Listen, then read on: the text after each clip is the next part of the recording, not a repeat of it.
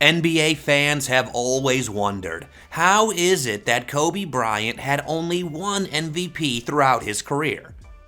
MVPs regular season, LeBron James 4, Kobe Bryant 1. To show you how absurd it was, before he got that one MVP, even commentators thought Kobe's lack of MVPs required an investigation. He has never won an MVP, which is hard to believe. They should investigate that. But what if I told you that we're watching the very same thing happen to Luka Doncic? Yes, I think it's unfair. A lot goes on in a season, in a series, that a lot of people don't see. Like Kobe's situation, Luka Doncic's lack of MVPs is more than just a snub. And today, we'll show you how the NBA is failing Luka Doncic like they did Kobe Bryant. We'll dig into how the rules changed, the bar rose, and suddenly greatness wasn't enough unless the story matched it. First, we'll start with how the MVP stakes got higher. The league didn't wake up one morning and decide to ignore Luka. It happened slowly. Every decade, the bar for MVP rose higher and higher until he was forgotten. In the early 2000s, Steve Nash won MVP, averaging a modest 15 points a night. Dirk followed with 24. LeBron pushed it to 28. Then we saw Kevin Durant stretch it to 32, only for Steph Curry to shatter everything by hitting 45% from three. And just when that seemed like the craziest, we saw Westbrook average near a 30-point triple-double, only for Nikola Jokic to turn the whole thing on its head. As crazy as these numbers are, they can't stop Luka Doncic, who's currently putting up 34, 9, and 9.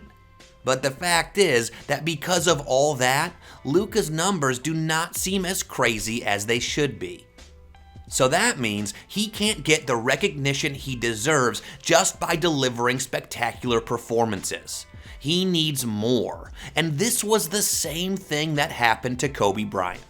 When Kobe averaged 35 a night in 2006, he wasn't rewarded. He was punished for it. He put up the highest scoring season since Michael Jordan, dragged a roster held together by role players, and delivered the 81-point game. Yet, he still lost MVP to a player averaging 18 points. How? It's not because he wasn't better or because he wasn't more valuable, but because voters decided that Nash elevating a fun offense was a better narrative. The bar for Kobe wasn't be great. The bar was be perfect, win 55 games, and make sure the media loves your story.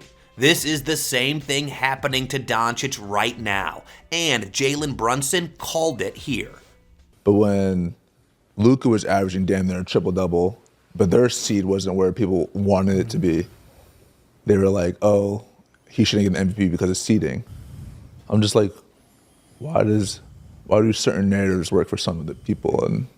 But this is not the only thing stopping Luka from getting the respect he deserves. The other thing at its core changes the very meaning of the MVP, the most valuable player. The truth of the matter is, most times, winning is not a bonus in MVP conversations. It is the entry fee. You can average numbers that bend history out of shape, but if your team is not near the top of the conference, voters tune you out.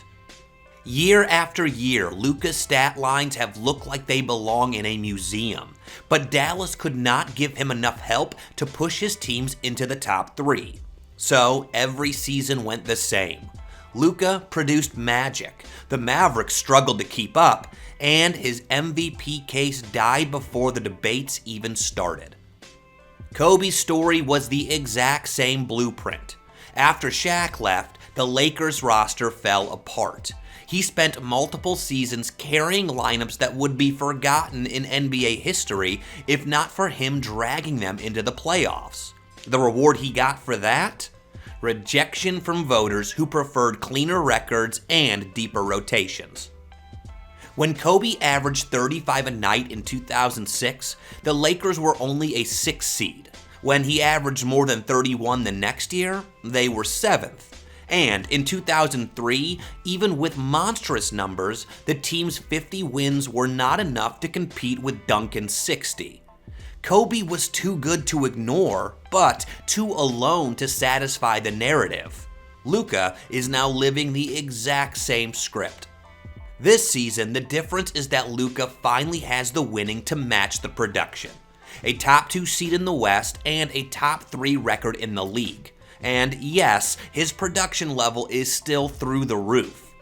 This season, besides leading the league in points and maintaining a top 5 position in all major stats, he's also the most efficient rim creator without dunks. This is the kind of resume voters beg for, and time will tell if Luka finally gets the MVP. Although right now, he's still behind both Nikola Jokic and SGA. But if the NBA continues to fail him with the same blueprint they did Kobe, he'll probably not win it this season. Why? Well, because we can no longer really know what an MVP is or should be anymore. As we said earlier, the league itself has never been more skilled, more efficient, or more offensively refined than it is today. Scoring numbers that would have been considered once in a generation 20 years ago are now just Tuesday nights on League Pass. Centers play like point guards, guards shoot like machines, forwards move like guards, and efficiency has exploded just as true shootings have hit historic highs. Luka's 35, 9, and 9 this year would have shattered the league 20 years ago. But now, it's just one of 3 MVP candidates putting up absurd production. So what's the result of this? Impact on the game and how you're perceived by the voters? And guess who the voters are? The NBA media. Kobe, you only won 1 MVP award. Yeah. Why? Well, because the media votes on it. The same way they failed Kobe is the same way they're failing Luka Doncic.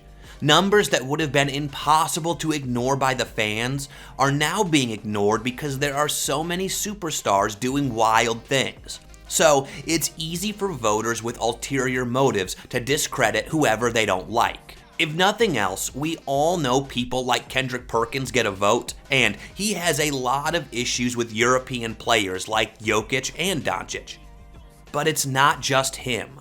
When the media votes, things easily go bad. And here's JJ Redick talking to Shaq about this. Voters up a bunch of MVPs. They sure did. He should have had more. MJ should have had more. Duncan probably should have had more. There are years where the Spurs, there's years where the Spurs had 60 wins and didn't get anybody on the All-NBA list. Like, voters have up. The names change, but the problems stay the same. And now, Luka Doncic is at risk of facing the same legacy trap that Kobe faced. Let me explain. You see, for all the numbers he puts up and all the nights he takes over the league, he is earning a resume that looks strangely empty compared to the production. The charts do not lie. His box plus minus ranks with LeBron, Michael, and Jokic. His peak seasons rival some of the greatest campaigns in NBA history. However, the hardware does not match the impact. Without MVPs and championships, future fans will not see Luka the way we see him today. They will see a star who made highlights without bringing home the trophies that define eras. Kobe Bryant is a warning of how this can happen to anyone long before Luka ever arrived. He lived it for more than a decade. His 1 MVP remains one of the biggest disconnects between production and awards in NBA history. He had seasons that embarrassed the competition. He had scoring explosions that shook the sport. He carried rosters that had no business making the playoffs. But guess what? When we're talking about one of the greatest players of all time, Kobe Bryant struggles to even make the top 10. That's what can happen to a player with 5 rings but only 1 MVP and dislike from the NBA media. Right now, Luka is walking into the same trap. His numbers are undeniable, and his impact is historic. But if he falls into the trap, his legacy will be remembered through incomplete summaries, just like Kobe, for far too long. At the end of the day, Luka Doncic is not being ignored because he is not great enough. He is being ignored because the voters have built a standard that makes no sense unless you live through the evolution of the game yourself. Kobe lived this life first. He gave the NBA some of the greatest seasons the sport has ever seen, only to be told wins and narrative mattered more.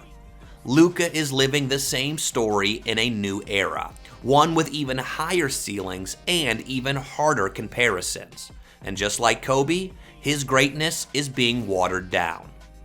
But then again, Luka still has time to win it all. But do you think he will? And do you think the voters will ever give him the recognition he deserves? Let us know in the comments. But even if Luka never wins an MVP or has to wait years to finally get one, he is still rewriting the NBA in real time. See the historic run he's putting together and why the league has never seen anything like it.